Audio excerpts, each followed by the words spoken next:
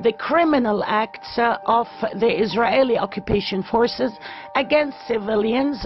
None of them used any fire weapon or lethal weapon. Disproportionate force and live ammunition to kill civilians premeditatively. Genocidal actions against the heroic people of Palestine protesting in dignity and peace. Horrific violations by the Israeli forces. Systematic aggression of Israel against the Palestinian people.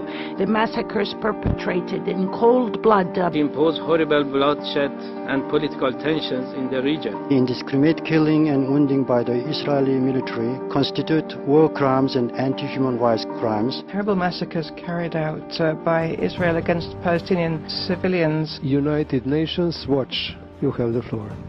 I commanded British troops in Afghanistan, Iraq, the Balkans and Northern Ireland, and served with NATO in the UN. I've come straight from the Gaza front line to share my assessment. Based on what I observed, I can say that everything we just heard here is a complete distortion of the truth. The truth is that Hamas, a terrorist organization that seeks the destruction of Israel and murder of Jews everywhere, deliberately caused over 60 of its own people to get killed. They sent thousands of civilians to the front line as human shields for terrorists trying to break through the border. Hamas's goals, in their own words, was, quote, blood in the path of jihad. I ask every country in this council, you've all been telling us that Israel should have reacted differently, but how would you respond if a jihadist terror group sent thousands to flood your borders and gunmen to massacre your communities?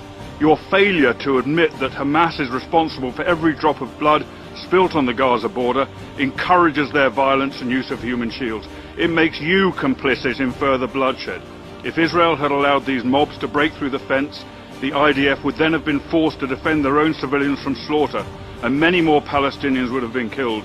Israel's actions therefore saved lives of Gazans, and if this council really cared about human rights, it should commend the Israel Defense Force for that, not condemn them on the basis of lies.